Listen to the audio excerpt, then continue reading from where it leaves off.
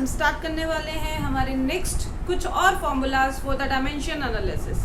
In the last video we have discussed about few basic formulas like velocity, acceleration, force, pressure and work and so on.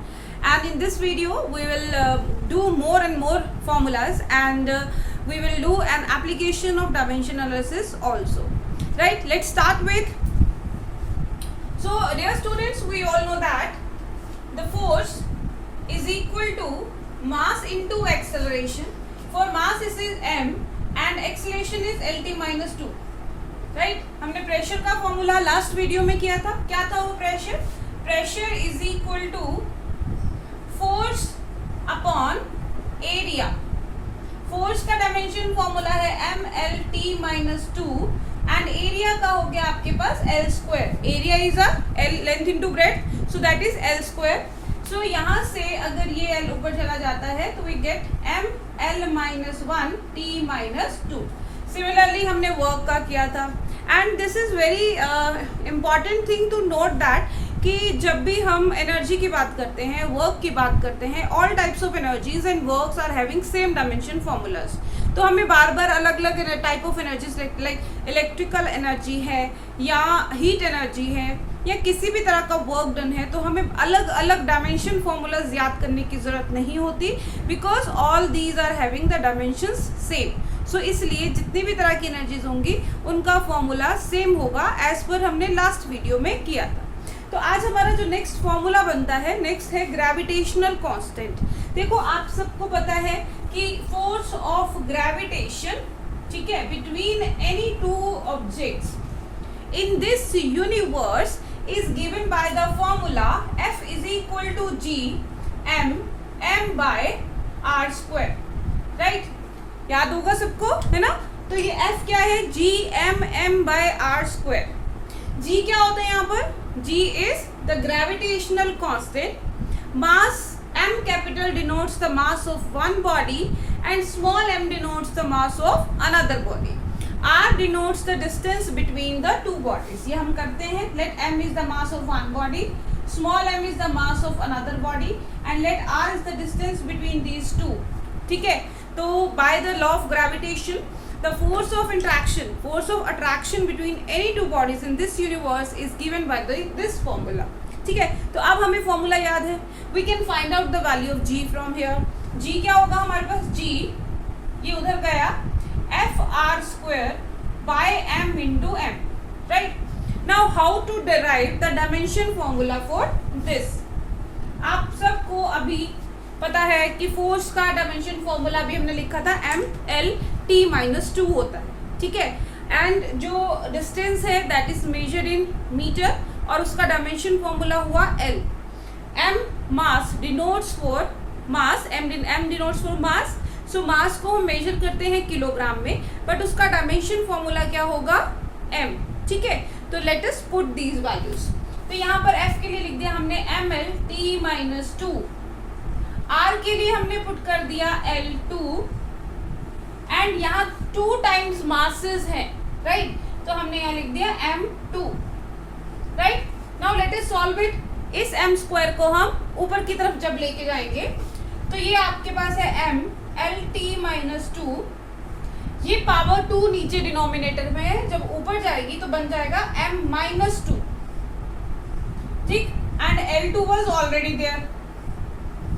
Now यहाँ पर m is 1, यहाँ पर m is minus 2. We know the property that if base are same, powers are added. So यहाँ पर हमारे पास formula क्या बन जाएगा? m 1, इसकी पावर है माइनस 2, यहाँ पर l की पावर 1 है और यहाँ पर l की पावर है 2. So l 1 प्लस 2, t की पावर माइनस 2 और कोई t का फैक्टर यहाँ नहीं है. तो ये फॉर्मूला हमारे पास क्या बन गया? g का फॉर्मूला हमारे पास आ जाएगा m minus 1 L3 T minus 2. Right? So this is the gravitation constant formula, dimension formula for gravitational constant. Similarly, we can derive many more formulas. We will discuss a few important which you might be not aware because हमने 9th में ऐसे formulas नहीं पढ़े. And इसलिए उन formulas को अभी आप याद करेंगे, धीरे धीरे वो फॉर्मूलाज आपको हैबिचुअल हो जाएंगे whenever we are going for the further syllabus, right. So हमारा जो नेक्स्ट फॉर्मूला है, I hope you have noted it down. Now next is similarly अगर हम बात करते हैं surface tension, very important formula for class 11, बहुत important chapter है, हम डिस्कस करेंगे इसे डिटेल में in further videos. So surface tension, surface tension, देखो टेंशन जैसे कि नेम एक्सप्लेन करता है, टेंशन वो वाली टेंशन नहीं है जो दिमाग में होती है ना, टेंशन का मतलब है स्ट्रेचनेस, ठीक है, टेंस हो गया। तो सरफेस टेंशन का मतलब क्या हुआ कि जो सरफेस पर स्ट्रेचनेस आती है, ठीक है, तो उसे हम बोलते हैं सरफेस टेंशन। और इन अगर हम साइंटिफिक लैंग्वेज में बोलेंगे तो सरफेस टेंशन होती है फोर्स पर यूनिट लेंथ। इसे हम बहुत डिटेल, हर एक फॉर्मूला को हम बहुत डिटेल में जब इनके चैप्टर्स आएंगे तब डिस्कस करेंगे। फिलहाल के लिए आप समझेंगे कि सरफेस टेंशन क्या हुआ, surface tension is the force per unit length. तो इसका फॉर्मूला हो गया आपके पास F/L। अब इसका अगर डायमेंशन फॉर्मूला लिखना है फोर्स का, हम सबको पता है, मैंने कल बोला था आपको, लास्ट वीडियो में बोला था आपको कि फोर्स बहुत बार यूज होने वाला है, तो अच्छे से आपको याद भी हो जाता है। सो फोर्स का फॉर्मूला है mLT-2 एंड लेंथ को हम रिप्रेजेंट करते हैं L से। Don't forget to put the square bracket every time. Now ये L से ये कैंसिल हो गया तो वी गेट MT-2। तो सरफेस टेंशन का फॉर्मूला इस तरह से हमने डिराइव कर लिया MT-2, ठीक है। नेक्स्ट हमारे पास फॉर्मूला आता है स्ट्रेस का।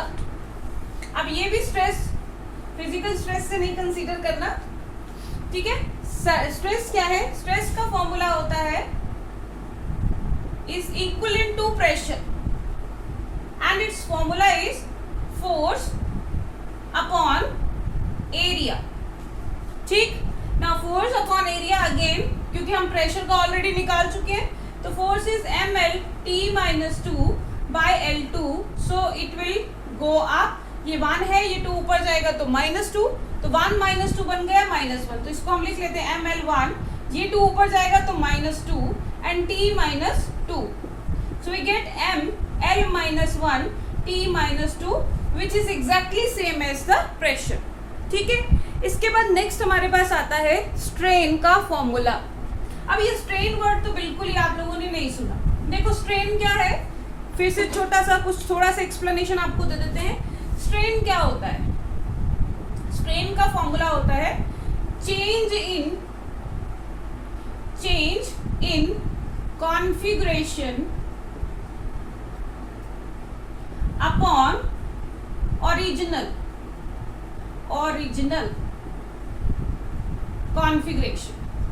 यहाँ पर हम कॉन्फ़िगरेशन का मतलब समझ रहे हैं। कॉन्फ़िगरेशन का मतलब आइदर हम लेंथ की बात करेंगे, एरिया की बात करेंगे, वॉल्यूम की बात करते हैं। तो कॉन्फ़िगरेशन मतलब हम उसका कौन सा डायमेंशन मेजर कर रहे हैं, ठीक है। फॉर एग्जांपल आपके पास एक वायर है, ये आपके पास एक वायर है जिसकी लेंथ है L, सो इसकी ओरिजिनल लेंथ L है, ठीक है। अगर आप इसके ऊपर यूँ लोड लगा देते हो, वेट लगा देते हो mg, तो नेचुरली ये थोड़ा सा स्ट्रेच करेगी, नीचे की तरफ एक्सटेंड होगी एंड लेट इसमें जो एक्सटेंशन आया वो है डेल्टा L। तो इसकी कितनी कॉन्फ़िगरेशन चेंज हुई by the amount delta L, तो इसकी length, change in length upon original length is the strain. इसी तरह से अगर आप किसी एरिया को कंप्रेस या स्ट्रेच करते हो तो कितना उसमें चेंज आता है, that change in configuration per unit original configuration is known as the strain. अगर अब हम इसके डायमेंशंस की बात करते हैं तो देखो बेटा लेंथ है, length is measured in metre और change in length will also be measured in metre, same होगा। इट मीन्स अगर हम कॉन्फ़िगरेशन की बात करते हैं, हम इसको और स्पेसिफिक कर देते हैं, हम इसको स्ट्रेन का फॉर्मूला लिख देते हैं। सपोज चेंज इन लेंथ, कुछ भी लिख सकते हैं, चेंज इन लेंथ भी लिख सकते हैं, चेंज इन वॉल्यूम भी लिख सकते हैं, चेंज इन एरिया भी लिख सकते हैं, per unit the same quantity. So change in length upon original length, right. अब देखो लेंथ को किस में मेजर करते हैं, L में, डायमेंशंस उसके क्या है L, और डेल्टा L के भी डायमेंशंस क्या है L। So we can write here L by L, cancel out, means M का भी कोई डायमेंशन नहीं, L का भी कोई डायमेंशन नहीं, T का भी कोई डायमेंशन नहीं। सो इट मींस जो स्ट्रेन है that is a dimensionless quantity, strain is a dimensionless quantity, ठीक है। सिमिलरली हमारा जो नेक्स्ट क्वांटिटी आती है वो है एंगल। एंगल की बात करते हैं हम। एंगल की डेफिनेशन आप सबको आई होप पता होगी। एंगल को कैसे डिफाइन करते हैं, मान लो एक, अब जो हम एंगल की बात कर रहे हैं, आगे हम बात करेंगे एंगुलर वेलोसिटी की, एंगुलर एक्सेलरेशन की, ये सब जो टॉपिक्स हैं these are all related with the rotational motion of a body. तो लेट अस कंसीडर एक बॉडी है यहाँ पर P पॉइंट पर and it is moving in a circular path like this, ठीक। तो एट एवरी इंस्टेंट मान लो ये इसकी इनिशियल पोजीशन है R, after time t it will reach at point this Q, ठीक है। तो this is the angle traversed by this body while going from point P to point Q। So ये theta है। तो theta का formula, angle का formula क्या होता है, आर्क अपॉन रेडियस। आर्क क्या होती है, ये वाली आर्क, ठीक है। और इसकी आर्क की लेंथ मान लो हमने ले लिया L, ठीक। और ये है रेडियस, तो रेडियस इज r, वो भी हम डिस्टेंस में मीटर्स में मेजर करते हैं। तो थीटा का फॉर्मूला हुआ हमारे पास r upon radius. r is measured in length, radius is measured in length, so all both of these cancel out। Again जो हमारे पास थीटा है m0 l0 t0, मतलब ना तो थीटा की मेजरमेंट्स में मास के डायमेंशंस हैं, ना लेंथ के डायमेंशंस हैं, और ना ही टाइम के डायमेंशंस हैं। So theta is a dimensionless quantity, dimensionless quantity, ठीक है। एक हमने पढ़ ली strain, strain is a dimensionless quantity. दूसरी हमने पढ़ ली theta which is also a dimensionless quantity. अब आगे बात करते हैं, नेक्स्ट हमारे पास है एंगुलर डिस्प्लेसमेंट। देखो एंगुलर डिस्प्लेसमेंट होता है थीटा, क्योंकि डिस्प्लेसमेंट क्या होता है, द डिस्टेंस, शॉर्टेस्ट डिस्टेंस है ना, और डिस्टेंस होता है पाथ ट्रेवल्ड। तो अगर हम थीटा की बात कर रहे हैं, थीटा से हम क्या मेजर कर रहे हैं, हम ये मेजर कर रहे हैं कि कितने एंगल पर ये बॉडी रिवॉल्व कर रही है। So theta is the angular displacement. तो इसलिए एंगुलर डिस्प्लेसमेंट या angle both are the dimensionless physical quantity. अब इसी तरह से हम एंगुलर वेलोसिटी अगर निकालते हैं, तो एंगुलर वेलोसिटी को हम ओमेगा से रिप्रेजेंट करते हैं। देखो ओमेगा एक्चुअली में ये W की तरह बनता है, ठीक है, जैसे W फॉर वॉच, लेकिन उसकी रिप्रेजेंटेशन में ये W को थोड़ा सा अंदर की तरफ टर्न कर देते हैं, ओमेगा, इसे हम बोलते हैं ओमेगा, ठीक है। एंड जैसे कि वेलोसिटी, एक लीनियर वेलोसिटी की हम बात करते हैं, तो लीनियर वेलोसिटी क्या होता है, लीनियर वेलोसिटी होता है डिस्प्लेसमेंट अपॉन टाइम, जब हम लीनियर मोशन की बात करते हैं। तो यहाँ पर ये एंगुलर मोशन है, तो एंगुलर वेलोसिटी क्या होगी, एंगुलर डिस्प्लेसमेंट अपॉन टाइम। तो ये जो ओमेगा होगा that will be theta by T. Now we know that theta is a dimensionless quantity, लेकिन टी का डायमेंशन क्या होगा, टाइम। तो विल राइट हियर 1, किसी भी डायमेंशन नहीं है जिसको हम एज ए क्वांटिटी 1 ले लेते हैं। सो 1 अपॉन टी, और that is equal to T inverse, और अगर इसका पूरा डायमेंशन फॉर्मूला लिखते हैं तो that is equal to m0 l0 t minus 1, right. Similarly हम निकाल सकते हैं angular acceleration.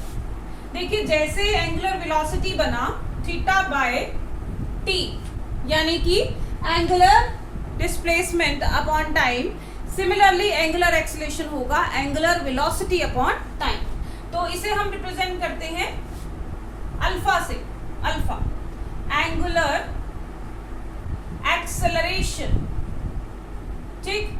So that is equal to alpha and that is equal to omega by T, ठीक है। ओमेगा बाय टी मतलब एंगुलर वेलोसिटी अपॉन टाइम। तो अब ये ओमेगा हो गया हमारे पास t माइनस 1, और यहाँ पर t ऑलरेडी था, ये t जब ऊपर जाएगा तो ये बन जाएगा t माइनस 2। सो इसका डायमेंशन फॉर्मूला बना m0 l0 t minus 2। So these were all about simple formulas, angular velocity, angular acceleration and the angular displacement. आगे हम बात करते हैं और कुछ important formulas की, जैसे कि rate of flow, Planck's constant बहुत ज़्यादा important है। एक Planck's constant और एक critical velocity, coefficient of viscosity एक फॉर्मूला है जो बहुत बार एग्जाम में पूछा जाता है। वो दो और हम कर लेते हैं और आई होप अब आप लोगों को डायमेंशन फॉर्मूला जो है निकालना आ गया होगा। तो आपको प्रैक्टिस करनी है, साथ के साथ you will take a book और वहाँ पर जितने भी क्वेश्चंस हैं उसको सॉल्व करने की कोशिश करनी है। सबसे पहला काम आपको क्या है कि इन डायमेंशन फॉर्मूलाज कैसे निकालने हैं ये आना ज़रूरी है फॉर द फर्दर क्वेश्चन। देखो एग्जाम में अगर क्वेश्चन आता है डायमेंशन एनालिसिस में से तो 1 मार्क का ये डायमेंशन फॉर्मूला कोई भी पूछ सकते हैं, इस फॉर्म में आता है, या फिर जो एप्लीकेशंस में से एक क्वेश्चन आता है। तो एक क्वेश्चन पक्का होता है, इसलिए पहले आप डायमेंशन फॉर्मूलाज को सीखेंगे तभी एप्लीकेशन की तरफ मूव करेंगे। तो अब मैं बात कर रही थी मेरा next formula rate of flow. तो रेट ऑफ फ्लो हुआ, रेट ऑफ फ्लो मतलब जैसे कि पाइप है, पाइप में से पानी फ्लो करना है, ठीक है, तो एक पॉइंट से दूसरे पॉइंट तक जाना है। तो रेट ऑफ फ्लो कैसे पर रेट, जहां भी वर्ड रेट आता है, रेट मतलब हम टाइम के रिस्पेक्ट में उसका वेरिएशन देख रहे हैं। तो रेट ऑफ फ्लो का मतलब हो गया कि कितना वॉल्यूम कितने टाइम में फ्लो कर रहा है, राइट। तो रेट ऑफ फ्लो का फॉर्मूला बन गया वॉल्यूम अपॉन टाइम, ठीक है। So rate of flow is volume upon time, right. तो अब आगे निकाल लेते हैं वॉल्यूम का। आप सबको पता ही है क्या फॉर्मूला होता है, एल क्यूब, टाइम का टी, सो L3 T-1। सिमिलरली नेक्स्ट हमारे पास आता है प्लैंक्स कांस्टेंट। प्लैंक्स कांस्टेंट का फॉर्मूला होता है एनर्जी अपॉन फ्रीक्वेंसी, ये याद करना पड़ेगा अभी आपको, ठीक। प्लैंक्स कांस्टेंट, प्लैंक्स कांस्टेंट, तो इसका फॉर्मूला है एनर्जी अपॉन फ्रीक्वेंसी। एनर्जी का हम निकाल चुके हैं already, M L2 T-2। Energy का और वर्क का same formula, force into displacement. Force का हुआ ML-T-2, displacement is L, so ML2 T-2। Frequency का फॉर्मूला होता है नंबर ऑफ वाइब्रेशंस या ऑसिलेशंस पर यूनिट टाइम। तो नंबर तो डायमेंशन लेस है तो 1/T, ठीक है। तो हम फ्रीक्वेंसी का क्या डायमेंशन फॉर्मूला लिखेंगे, T इनवर्स T-1।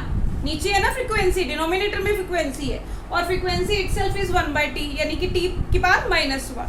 तो यहाँ से इसको सॉल्व कर लेते हैं, ये आ गया M L2 T-2 और ये +1, नीचे -1 है, ऊपर गया तो +1, तो ये आ गया आपके पास M L2 T-1।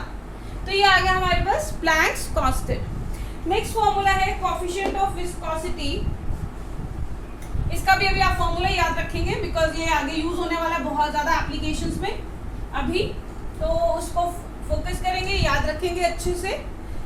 Coefficient of viscosity, क्योंकि एक बड़ा टॉपिक है विस्कोसिटी, इन शॉर्ट एक्सप्लेन नहीं किया जा सकता, तो अभी आप इसका फॉर्मूला ही याद करेंगे। कोएफिशिएंट ऑफ विस्कोसिटी, ठीक, कोएफिशिएंट ऑफ विस्कोसिटी। अब कोएफिशिएंट ऑफ विस्कोसिटी का फॉर्मूला है, इसको हम ईटा से रिप्रेजेंट करते हैं, यू एन डाला, एन एक उसको एन की एक जो लेग है उसको पुल कर दिया यू नीचे की तरफ। So n eta is equal to F into r by A into v, ठीक है। अब यहाँ पर F is the force, r is the distance, ठीक, A is the area and v is the velocity. तो आप पुट कीजिए, कोशिश कीजिए इसको सॉल्व करने की, पॉज कीजिए video and then try to solve it, ठीक, and after that you will check along with me. So F is equal to, ताकि आपको भी पता चले कि आपको कितना क्वेश्चन जो है सॉल्व करने आ गए हैं, कितने फॉर्मूलाज आपको निकालने आ गए, ठीक है। तो एफ हो गया ML-T-2, ठीक है, आर डिस्टेंस हो गया और ए इज द एरिया। पुट करना शुरू कर देते हैं, डिस्टेंस के लिए L, एरिया के लिए L2, वेलोसिटी के लिए L-T-1, ठीक। अब देखिए यहाँ पर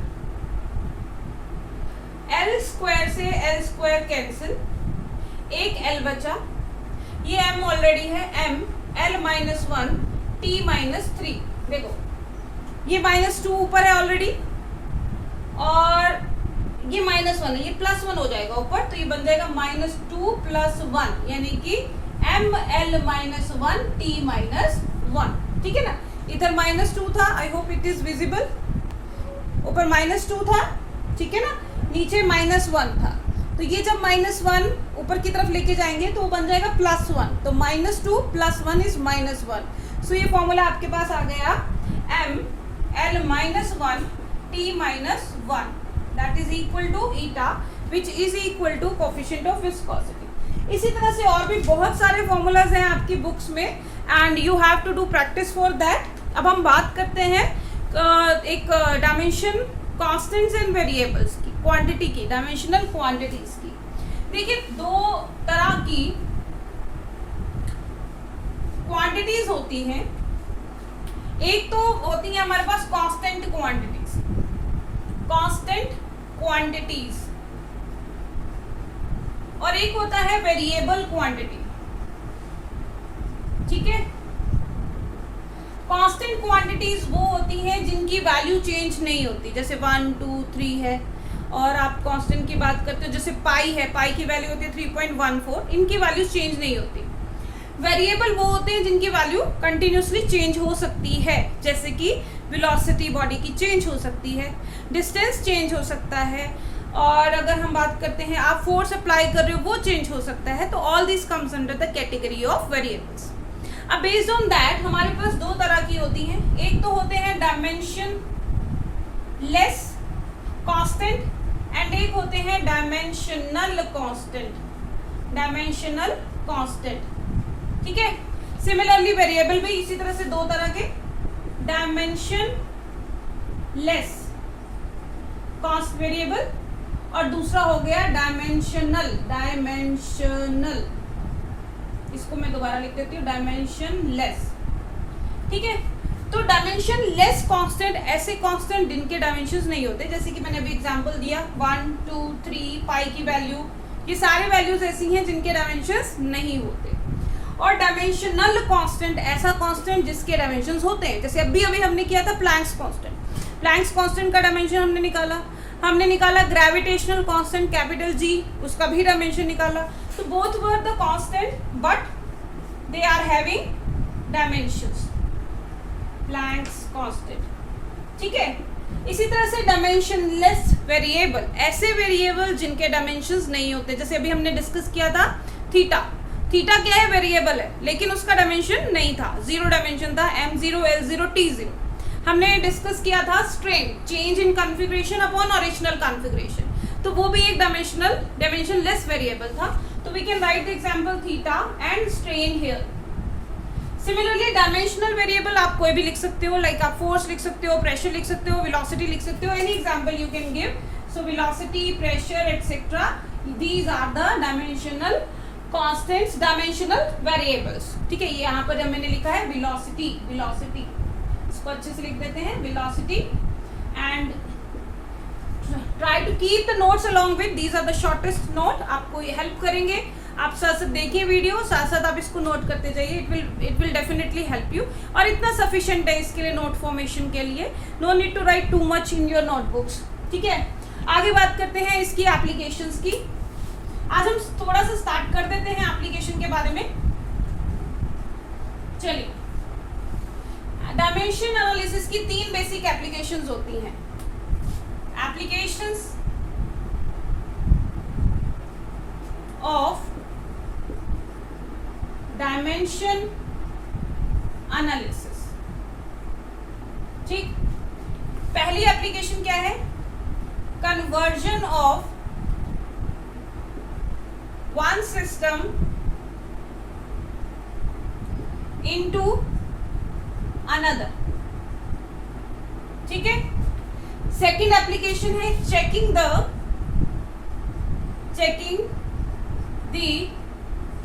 correctness of formula, and third application है derivation of the formula, formula को कैसे डिराइव करना है, डेरिवेशन ऑफ फॉर्मूला, ठीक है। सो application of dimension analysis, conversion of one system into another. One system मतलब जैसे आपको एमकेएस से सीजीएस में कन्वर्जन करना है। Checking the correctness of formula means आपको फॉर्मूला दिया है और आपको चेक करना है कि वेदर इट इज करेक्ट और नॉट, ठीक। और थर्ड एप्लीकेशन है डेरिवेशन ऑफ फॉर्मूला। आपको कोई स्टेटमेंट गिवन होगी, आपको उस डेरिवेशन स्टेटमेंट को पढ़ के डिराइव करना होगा formula. So now let's do the first application, that is conversion of one system into another. ठीक है, लेट्स सी। सो क्या है conversion of one system into another? So write down, conversion of one system into another। ठीक है, अब देखो हमने कहा था कि एक फिजिकल क्वांटिटी को हम रिप्रेजेंट कर सकते हैं Qn1 U1। Very first lecture में मैंने आपको बताया था कि any physical quantity can be represented as N1 U1। ठीक है, और अगर आप इसका सिस्टम ऑफ यूनिट चेंज करते हो तो आप उसको इस तरह से, बात तो सेम ही है, चाहे आप लिखो 5 मीटर या आप लिखो 500 सेंटीमीटर, तो बात तो एक ही है ना। तो वी कैन राइट दिस। यहाँ पर जो U1 है, U1 is one system of unit. ठीक है, एंड उसको हमने रिप्रेजेंट कर लिया M1 L1 T1 से, raise to power A B and C। Similarly U2 क्या है हमारे पास? U2 है another system of unit M2 L2 T2 raise to power A B C।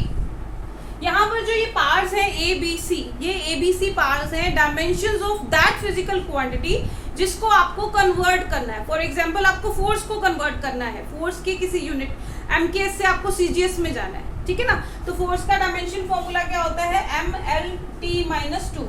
ठीक है, तो 1 1, तो A B C की वैल्यू यहाँ पर क्या हो जाएगी? A की 1, B की 1 एंड C की -2। तो इस तरह से जो भी आपको फिजिकल क्वांटिटी गिवन होगी तो वहां से हम उन पावर्स की वैल्यू को निकाल लेंगे।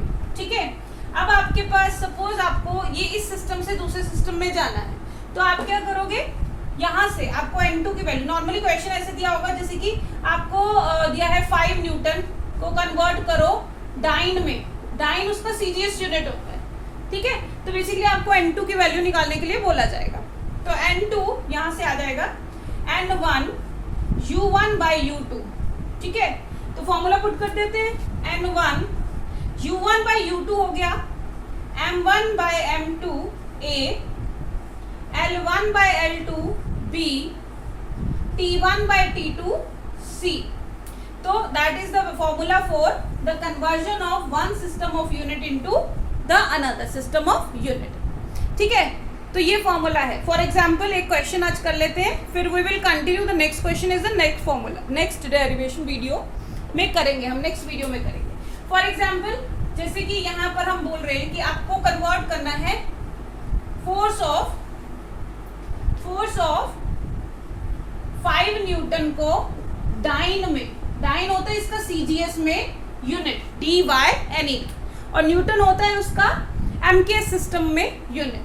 ठीक है, तो यहाँ से देखो ये हमें वैल्यू दी हुई है N1 5 न्यूटन MKS सिस्टम है, यानी कि आपको U1 क्या दिया हुआ है? MKS system.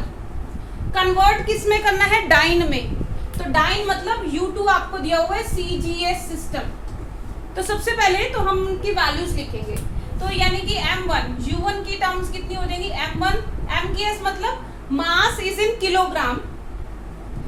ठीक, फिर लेंथ L1 वो मीटर में एंड टाइम T1 सेकंड में। ठीक है, तो हमने सबसे पहले क्या करनी है? जो भी आपको कन्वर्जन के लिए सिस्टम दिया होगा उस सिस्टम में मास, लेंथ और टाइम की वैल्यूज इस तरह से हमने लिख लेनी है। सिमिलरली U2 हमारा CGS है, तो M2 हमारे पास हो गया CGS मतलब सेंटीमीटर, ग्राम और सेकेंड, MKS मतलब मीटर। ठीक है, MKS मतलब मास फॉर किलोग्राम, ठीक, मीटर और लेंथ के लिए और टाइम के लिए सेकेंड। तो यहाँ मास हो गया ग्राम में, ठीक, लेंथ हो गई L2 सेंटीमीटर में, टाइम दोनों सिस्टम ऑफ यूनिट में सेकंड में ही रहता है। ठीक है, अब हमारा फॉर्मूला क्या है? मैं इसको रीराइट कर लेती हूँ फॉर्मूला थोड़ा ऊपर। अब हमारा फॉर्मूला क्या था? N2 की वैल्यू निकालनी है N1 M1 by M2 raise to power A, L1 by L2 raise to power B, T1 by T2 raise to power C। ठीक है, अब N1 की वैल्यू कितनी है? 5। सो यहाँ इधर करते हैं पुट द वैल्यू, N1 की वैल्यू 5, M1 कितना है? किलोग्राम, किलोग्राम और m2 कितना है ग्राम, हमने लिख दिया यहाँ ग्राम। ए की वैल्यू नहीं लिखी हमने, ABC है ना। फोर्स दिया है, फोर्स का डायमेंशन फॉर्मूला हुआ MLT-2, सो 1 1, ए की वैल्यू 1, बी की वैल्यू 1, सी की वैल्यू -2। देखो MLT-2, तो ABC क्या होती है, पावर्स ऑफ द डायमेंशंस। तो यहाँ पर m की पावर 1 है, l की पावर 1 है, t की पावर -2 है, तो A1 B1 t-2। चलो पुट करते हैं। यहाँ पर इसकी पावर a है, a मतलब 1। दूसरा है L1/L2, L1 था हमारे पास मीटर में, L2 था सेंटीमीटर में, b की वैल्यू कितनी थी 1, b इज 1, हमने यहाँ 1 पुट कर दिया। t1 इज सेकेंड और t2 भी सेकेंड में, एंड पावर कितनी थी c की वैल्यू -2, तो हमने यहाँ पुट कर दिया -2।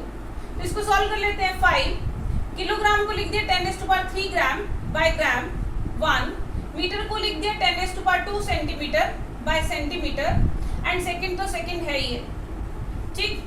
ये कैंसिल, ये बना 10⁻³ 10⁻² एंड 1, तो बेस से पावर z हो गई, तो ये बन गया आपके पास 5 × 10⁵, ये n2 की वैल्यू हमारे पास आ गई। तो हमने ये लिख दिया 5 newton is equal to 5 × 10⁵ dyne, ठीक है। तो इस तरह से हमें क्वेश्चन को सॉल्व करना है। तो बेसिकली क्या स्टेप्स हमने फॉलो किए। First of all we have to identify which system of unit is given to us and identify in which system we have to move. अब जैसे इन्होंने बोले कि न्यूटन से डाइन में जाओ, तो यू शुड नो कि न्यूटन आपका एमकेएस सिस्टम ऑफ यूनिट है और डाइन जो है वो सीजीएस यूनिट है। नॉर्मली आपको मेंशन क्या होता है कि सीजीएस में करो, एमकेएस से सीजीएस में चलो, या कोई नया सिस्टम ऑफ यूनिट गिवन होता है, but otherwise it is easy to do. फिर सबसे पहले हमें n1 की वैल्यू को स्पेसिफाई करना है, हमने u1 एंड u2 की वैल्यूज को लिखने हैं। जो सिस्टम ऑफ यूनिट हमें गिवन होगा, फॉर्मूला में ध्यान देना, जिस सिस्टम को कन्वर्ट करना है वो हमेशा ऊपर की तरफ आएगा, और जिस सिस्टम में कन्वर्ट करना है वो नीचे की तरफ आएगा, m2 l2 एंड t2। फिर हमारे पास a b c की वैल्यू पता होनी चाहिए, वो कहाँ से आएगी, जो फिजिकल क्वांटिटी आपको गिवन होगी वहां से, उसके डायमेंशन से हम वो पावर्स a b c की वैल्यू निकालेंगे। फिर उसके बाद we will put the values, kilogram को ग्राम में, मीटर को सेंटीमीटर में, and then cancel out the values नहीं, ग्राम से ग्राम, सेंटीमीटर से सेंटीमीटर, सेकेंड से second, so we'll get the value of n2 is equal to 5 × 10⁵. So this is how we have solved the one question. In my next video we will continue with we will come with many more numericals, many more examples, and what you have to do a practice a lot. Okay, so that's all about this video. Thank you and have a nice day.